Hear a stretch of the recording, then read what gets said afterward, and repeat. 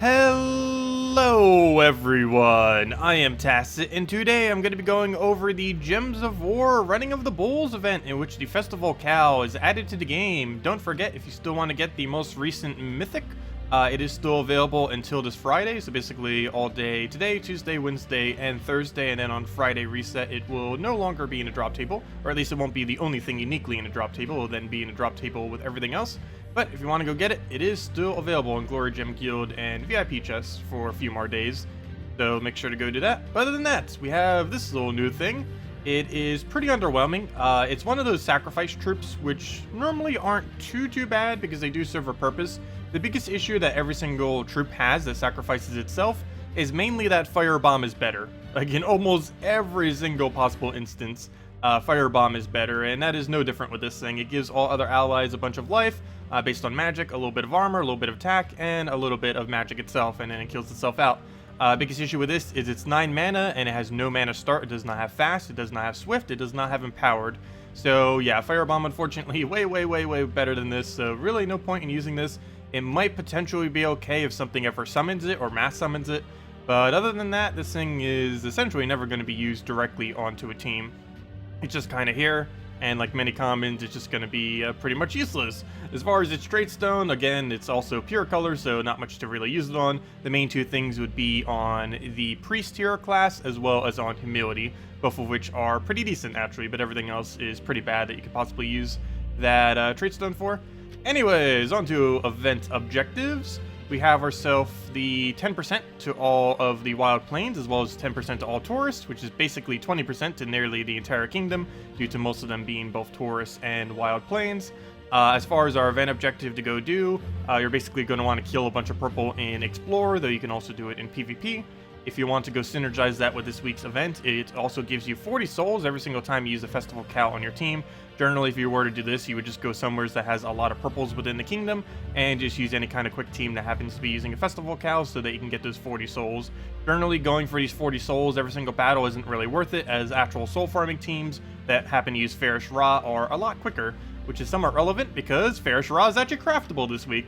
With that being said, let's actually go a little bit out of order and go to soulforge. But yes, it is possible to go craft a Pharos-Ra this week. It is generally the best or second best thing to ever craft. Some people like to craft Infernus first just to have a good damage source, though if you are planning on farming souls to any capacity, you're going to want to make sure you get yourself a Pharos-Ra.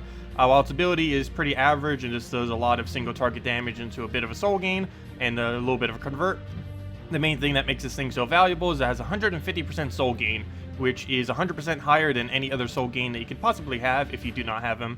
He will exponentially speed up your soul farming rate, and one of them can nearly double your rate, and having two is pretty substantial increase as well compared to only having one.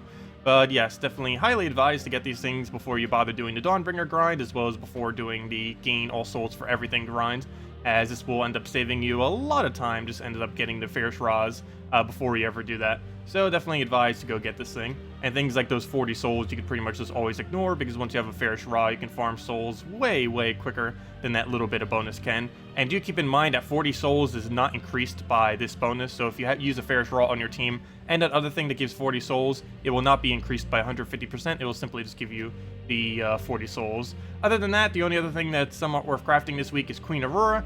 While not the most potent of things, it is generally pretty good in a lot of areas, particularly Guild Wars, Tower of Doom, and Delves. Main reason for this is it basically has a 6-color link, one to each color, and other than that, it can also be used defensively to give yourself a bunch of barrier and a bunch of life. Main thing it's really missing is cleanse, but it can normally loop a little bit, and it's mainly just used for its final trait anyways to accumulate a lot more mana. But those are the main two that you would want to consider, with the Pharos-Ra being the more important one. Anyways, as far as event keys this week, you're pretty much going to want to ignore them. The only really good drop currently in the drop table is a Ketris, but I would not bother opening keys just for a Ketris. Maybe for something like an Infernus or something I would consider it, but Ketris is pretty underwhelming. The only one really big thing that it's used over top of, or compared to instead of Infernus these days, is sometimes in Tower of Doom, on some of the color days, a Ketris can actually be pretty decent. because it boost ratios off of things like HP, attack, and armor. So if you can even boost a single one of those up really high, you'll be able to do quite a bit of damage with your Ketris over and over again. That's one of the few instances it really tends to get used, but other than that, it's just a pretty standard damage source. It's nice to have, but I wouldn't consider wasting a bunch of event keys, as it could take potentially 1,000 event keys to even find one copy, so probably is not worth it for most people unless you just desperately finally need a copy of him.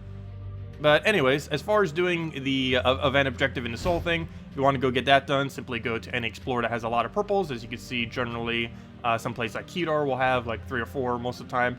And you just run any kind of standard quick rolling team against it. You can run Sunbird, Rowan, Firebomb with the Thing, the Festival Cow, that gives you the extra 40 souls. You can run the Sunbird with the Forest Guardian, Firebomb, and the Festival Cow. Or you can even run your hero there, just so you end up gaining a little bit of EXP every single time you do the battle. Well, let's move this down. This late in the game, Sunbird should be enough to one-shot, though earlier on in the game you're likely going to have to cast Sunbird and Rowan, or Sunbird twice, or any other combination of attacks. But yeah, we just get all of our event gems, and you can see we get our 40 additional souls. It doesn't have the breakdown though, but it is giving us 40 souls and then our 11 souls, which is just from the 4 souls plus our boost ratio.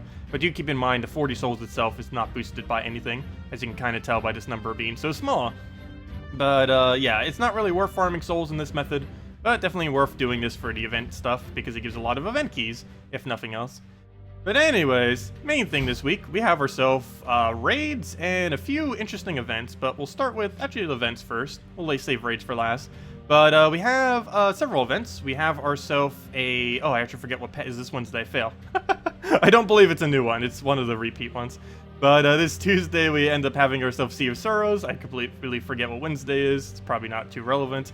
But Thursday, we do not have a class event, because this Friday, we have a brand new hero class. It's going to be for Leonis Empire, and essentially, it's going to be like a Corvash, kind of. Not exactly, but it's going to be a hero version of a stun option.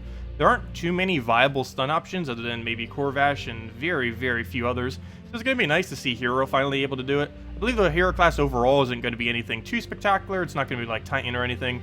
But it is going to be strong enough that it could be viable if you needed a stun alternative if you don't currently have one.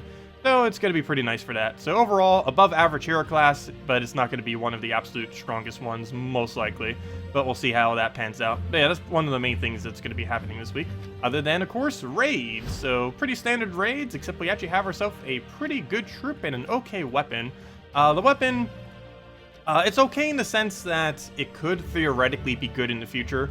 It's another one of those weapons that it's useless now pretty much, but in the future it could potentially be insanely good. It boost ratio is based on Wild Plains, and then does the double color and just does a single target damage. There's plenty of them that are like this, most noteworthy one being Divine Protector. But this could potentially be useful in the future, mainly because of Ketris. Ketris ends up using both those two colors, red and green, so it'd be a really effective way to be able to feed him a bunch of mana if you needed to. So that's probably the main area where it's going to come into play. The biggest issue is Wild Plains doesn't really have good synergy within itself, and that's basically the biggest thing holding it back. And the fact that we just got an event this week that doesn't really help with that synergy at all, it's going to probably be a while before they get synergy unless they're going to like completely rework the entire kingdom. It mainly lacks proper mana generations, as Soothsayer is about one of the only really good options that it has, and that's pretty underwhelming due to the colors that it takes, requiring basically everything else in the kingdom using. But yeah, this weapon, pretty okay. Potentially really good in the future, but at the moment it's just very, very average.